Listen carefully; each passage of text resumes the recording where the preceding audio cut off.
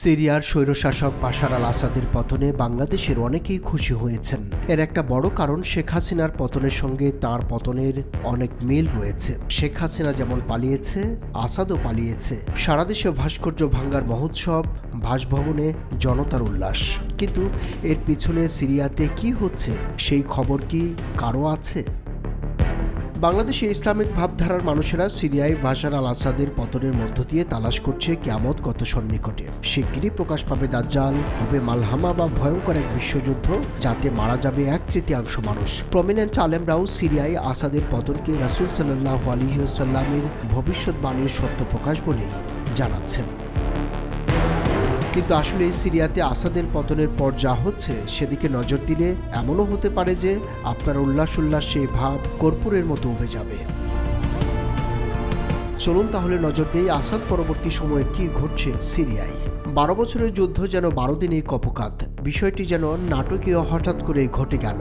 এই কথা মোটামুটি সবারই জানা যে বাশার আল আসাদ টিকেছিল রাশিয়া ও ইরানের কাঁধে ভর করে, আর বিদ্রোহী গোষ্ঠীরা টিকেছিল যুক্তরাষ্ট্র ও ইসরায়েলের মদদে। যুক্তরাষ্ট্রের নবনির্বাচিত প্রেসিডেন্ট ডোনাল্ড ট্রাম্প নির্বাচনের আগে থেকেই বলে আসছেন তিনি ক্ষমতায় বসা মাত্র রাশিয়া ইউক্রেন যুদ্ধ বন্ধ করে দেবেন, কোনো তৃতীয় বিশ্বযুদ্ধ হবে না।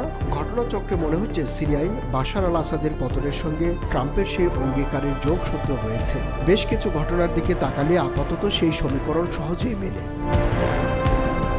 ট্রাম্প ভোটে জেতার কয়েক সপ্তাহ পরই ইলন মাস্কের হঠাৎ করেই ইরানের উচ্চ পর্যায়ের কর্মকর্তাদের সঙ্গে বৈঠক ও সিরিয়ার প্রশ্নে রাশিয়ার পিছু হটা এবং মাত্র 12 দিনের হামলায় আসাদের ক্ষমতা ছেড়ে পলায়ন যদি একই সূত্রে নিয়ে আসা যায়, তাহলে বলতে হবে সিরিয়া প্রশ্নে রাশিয়াকে পিছু হটতে বাধ্য করেছেন ট্রাম্প, এবং সেটি ইউক্রেনের যুদ্ধবিরতির শর্তে।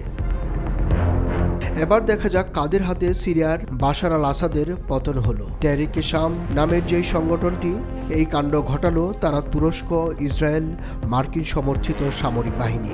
এরা কিন্তু এতদিন সশস্ত্র অবস্থায় সিরিয়াতেই ছিল, ইসরায়েলের সীমান্তের কয়েক কিলোমিটার দূরেই।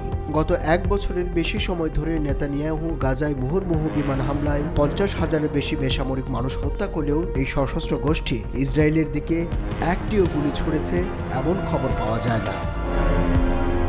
কোনো একটি ঘটনা থেকে কারা কতটা লাভবান হলো তা দেখেই বোঝা যায় সেই ঘটনার তাৎপর্য কি। স্বৈরাচার আসাদের পতনের পর দেখা গেল সিরিয়ায় বাফার জোনে ইসরায়েল সেনা পাঠিয়ে দিল, প্রায় 350 স্থানে বোমা হামলা হলো।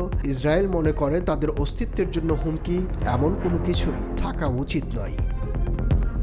অবস্থা দৃষ্টি মনে হচ্ছে সিরিয়ায় বাশার আল আসাদের পতন যুক্তরাষ্ট্রের ডিপ স্টেটের বড় চাল। 12 দিনের ঝটিকা অভিযান সফল হওয়ার পেছনে বেশ কয়েকটি বিষয় কাজ করেছে, যেমন বাশার আল আসাদের সেনাবাহিনীর মানসিকভাবে বিধ্বস্ত হয়ে পড়া, তাদের প্রধান 2 মিত্র ইরান ও হিজবুল্লাহ ইসরায়েলের সঙ্গে সংঘাতের কারণে দুর্বল হয়ে পড়া, এবং সবচেয়ে গুরুত্বপূর্ণ সামরিক মিত্র রাশিয়ার মনোযোগ ইউক্রেনে নিবদ্ধ হওয়া। সিরিয়ার সব মিত্রকে যেন এভাবে ব্যতিব্যস্ত রেখে চুপিসারে ব্যাপারটা ঘটিয়ে ফেলল যুক্তরাষ্ট্র। গত 10 বছরে মধ্যপ্রাচ্যে যুক্তরাষ্ট্র যতটা দুর্বল হয়েছিল, এই ঘটনার মধ্য দিয়ে তারা সেই দুর্বলতা যেন এক ঝটিকায় কাটিয়ে উঠল। নতুন প্রেসিডেন্ট ডোনাল্ড ট্রাম্পের জন্য তা কতটা সুখকর হয় সেটিই এখন দেখার বিষয়।